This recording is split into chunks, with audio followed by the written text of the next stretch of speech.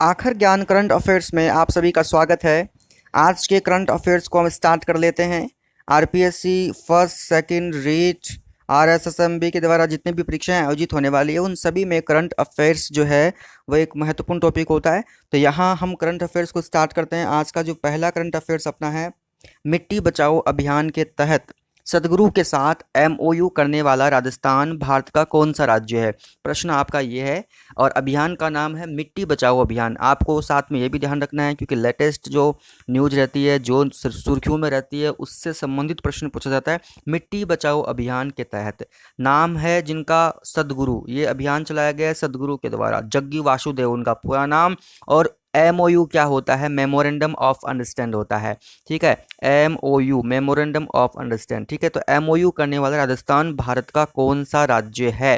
तो यहाँ पे राजस्थान जो है वो भारत का सेकंड स्टेट है। और पहला राज्य कौन सा है? पहला राज्य है वो गुजरात है। थोड़ा सा हम परिचय देख लेते हैं इसका, आगे और भी परिचय देख लेते हैं क्या लिखा हुआ है। देखिए, जयपुर में आयोजित मिट्टी बचाओ कार्यक्रम में पंचायती राज एवं ग्रामीण विकास मंत्री राजेश चंद्र मीणा, साथ में हमारे ईसा फाउंडेशन के संस्थापक सदगुरु उर्फ जग्गी वासुदेव।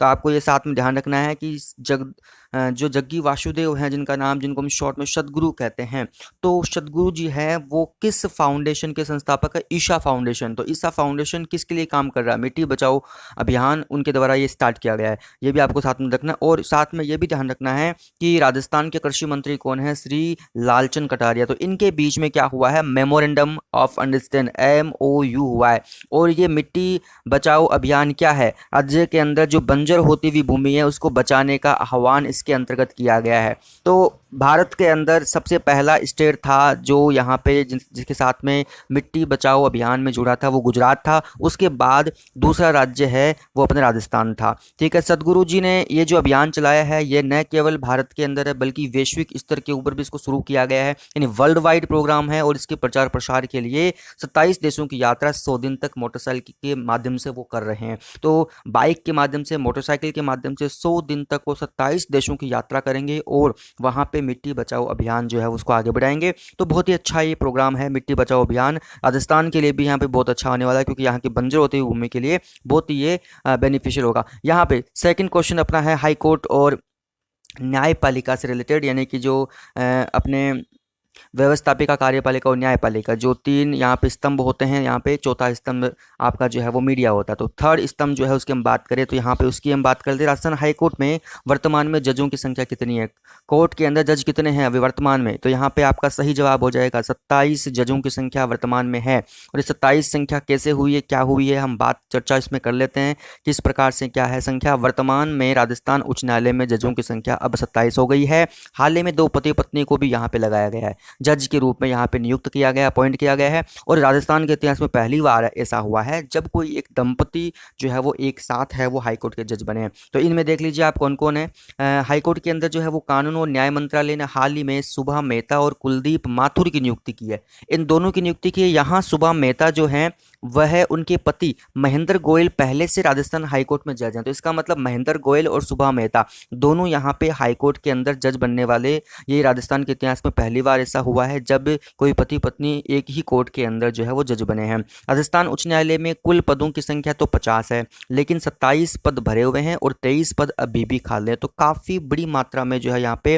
कोर्ट में केसेस पेंडिंग है और यहाँ पे पद भी अभी बहुत सारे खाली पड़ी हैं। तो सरकार से रिक्वेस्ट है कि वो पदों को जल्दी से जल्द भरे ताकि न्याय के अंदर जो देरी हो रही है वो जल्दी से जल्दी जो है वो खत्म हो सके। चलिए, इस प्रश्न के बाद बढ़ते हैं अगले प्रश्न की तरफ। अगला प्रश्न अपना है, वर्तमान में राजस्थान राज्य में कितने जिला उपभोक्ता विवाद निवारण मंच है?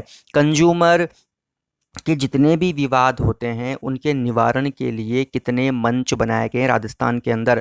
बहुत ही अच्छा प्रश्न है। तो उपभोक्ता आजकल वर्तमान में जो फ्रॉड जो है वो सबसे ज़्यादा चल रहा है, चाहे वो ऑनलाइन हो चाहे ऑफलाइन हो, तो उससे उपभोक्ता को बचाने के लिए, उपभोक्ताओं के विवाद को निवारित करने के लिए जो मंच बनाए गए हैं वो कितने मंच है? तो यहाँ पे आपका बिल्कुल सही जवाब हो जाएगा 37 मंच यहाँ राजस्थान में बनाए गए हैं। हम देख लेते हैं वो 37 मंच कहाँ क्या किस प्रकार से हैं। देख लीजिए, उपभोक्ता संरक्षण अधिनियम बनाने बना था 2019। 19 के तहत राज्य स्तर पर राज्य आयोग और जिला स्तर पर जिला उपभोक्ता विवाद निवारण मंच का गठन किया गया है, जिला स्तर के ऊपर। वर्तमान में राजस्थान में जो राज्य उपभोक्ता आयोग के अध्यक्ष कौन है? अख्तर हुसैन खान। ये भी साथ में आपको करंट में ध्यान रखना है, क्योंकि कई बार जो है वो अपॉइंटमेंट्स के बारे में पूछते हैं। तो यहाँ पे राज्य उपभोक्ता आयोग के अध्यक्ष कौन है? अख्तर हुसैन खान है, ठीक है। और राज्य में कुल 37 जिला मंच है, क्योंकि हमको संख्या 33 दे दे तो हम जिला के हिसाब से सोचे कि 33 जिले हैं तो हमारे 33 मंच होंगे, है ना। लेकिन यहाँ आपको ध्यान रखना है कि 4 मंच जयपुर में स्थित है ना, इसलिए, और 2 मंच जोधपुर में। तो यहाँ पे कुछ एक्स्ट्रा हो गया, 4 और 2 6, यानी ये एक्स्ट्रा है, बाकी जितने जिले हैं यहाँ पे है ये। अब हम बात करते हैं अगले प्रश्न के बारे में।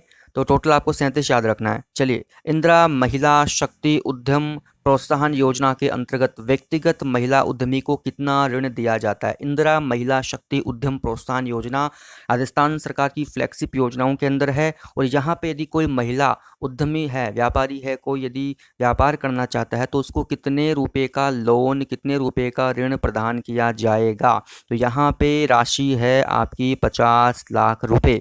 बिल्कुल सही जवाब का 50 लाख रुपए का ऋण उनको प्रदान किया जाएगा। देख लेते हैं क्या है इंदिरा महिला शक्ति प्रोत्साहन योजना। देखिए, इंदिरा महिला शक्ति उद्यम प्रोत्साहन योजना राज्य सरकार के किस विभाग के द्वारा चल रही है? महिला अधिकारिता विभाग। देखो, प्रश्न इस प्रकार से बन जाते हैं, इसका जो विभाग कौन सा है, यानी यह योजना चल रही है वो किस विभाग के अंतर्गत चल रही है, ये भी आपको साथ में ध्यान रखना होता है। तो महिला अधिकारिता विभाग की तरफ से योजना चल रही है। ये योजना महिलाओं को ऋण उपलब्ध करवाने वाली अब तक की राज्य सरकार की सबसे बड़ी योजना है, जिसमें स्वयं सहायता समूह NGO को ऋण उपलब्ध करवाया जाता है। व्यक्तिगत महिला उद्यमी यदि कोई रुपए लेना चाहती है तो उनको 50 लाख रुपए, और यदि समूह के रूप में कोई लेना चाहती है तो उनको लगभग जो है वो 1 करोड़ रुपए की राशि यहाँ दी जाती है। और ऋण राशि का 25% तक अनुदान, और जितना उनको ऋण दिया जाता है उसका 25% जो है वो सब्सिडी दी जाती है, यानी कि उनको वापस जो है वो जमा नहीं करवाने होते हैं। तो 25% तक राशि है वो